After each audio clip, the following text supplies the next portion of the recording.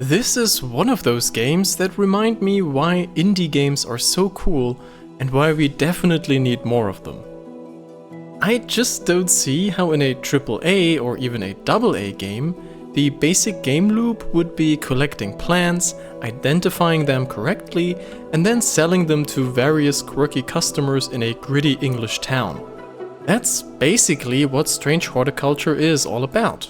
You take over a shop filled with all kinds of strange plant varieties that seem rather normal at first, but whose true significance is only revealed as the game progresses. Day after day, you are visited by the inhabitants of Undermere, the town in which the store is located, who require your professional help as a horticulturist in dealing with a variety of personal problems. In this strange and eerie world, pretty much every issue can be solved with the use of the right plant or elixir that you brew from plant ingredients. Customers may give you the simple task of finding and selling a cure for their headache, but they may also ask you to concoct a remedy to defend against demonic influences. As you have probably guessed already, and the game makes no secret of this, there is an underlying mystical darkness that terrifies the inhabitants of Undermere. There are rumors of a shadow roaming the woods and wreaking havoc, a murder case, signs of a bloody ritual, and a whole series of seemingly inexplicable incidents.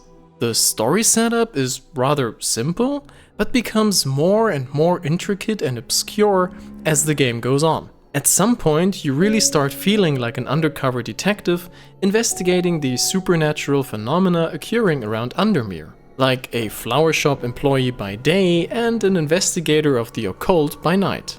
The story itself remains rather linear. You follow along the events presented to you and don't really get too much leeway to stray from the main path. However, at certain key points in the game, you have the option to impact the course of the story and the fate of the individual characters. After all, as a horticulturist, you do have access to one or two poisonous plants, and that rude capitalist who wants to close down the store is rather unpleasant, isn't he?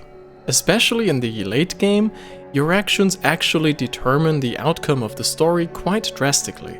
Multiple quest lines that seem unrelated at first converge in a rather elegant way, and the game communicates quite well that the way the ending plays out is a direct result of your actions and decisions. I have to say though that in some cases I didn't fully comprehend how certain actions of mine led to certain outcomes, as some developments in the plot seemed a tad random, but overall I was quite happy with how my decisions were factored in for some of the events towards the end. In terms of gameplay, you will spend most of your time with typical plant shop related tasks like categorizing new plant specimens, ordering them on your shelf to your liking, and of course dealing with visitors of your shop. When you are not attending to the needs of your customers, you have to solve some puzzles in the neighborhood of Undermere. To do this, you are given a new puzzle each day, which you must solve in order to identify a specific location on the world map. Once you've traveled to that location, you will then find more puzzles, more plants, or entirely new entries for the herbarium. I should mention here that you as the player never actually leave the store. The game has a very detailed and beautifully designed world map that allows you to travel around the area with a mouse click. However, new locations are displayed as 2D drawings that pop up on your screen, not as entirely new scenes. The action of the game remains exclusively in the plant store, so to speak. This once again makes it rather clear that Strange Horticulture is a small indie game with a tight budget. I have to say though that this didn't bother me in any way.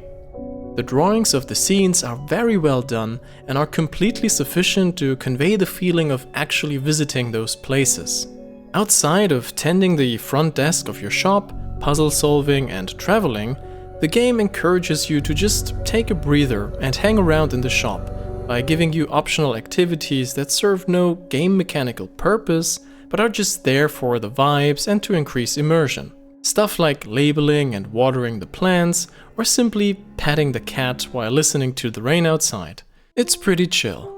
Overall, I had a pretty cozy and good time with this game. The story starts really slow but becomes quite enticing and even spooky in the course of the game. Admittedly, it didn't blow me away though. It remains too traditional for that and doesn't really offer anything that I haven't already experienced countless times in other games, films, or books.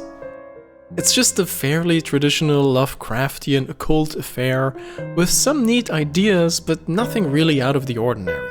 What also bothered me a little was the fact that the basic game loop becomes really monotonous really soon. Looking up plants based on the descriptions in the herbarium, selecting them and then labeling them accordingly is not necessarily the most engaging gameplay mechanic imaginable. But it's also not supposed to be anyway, as this is more of a game to sit back and relax, and I can definitely see the appeal in that. If you're looking for a cozy experience with a sinister twist, then maybe enjoy playing games like Coffee Talk, but prefer to sell psychoactive plants rather than cappuccinos, Strange Horticulture might be exactly what you're looking for. If you're looking for the most intellectually stimulating narrative experience, you won't find it here though.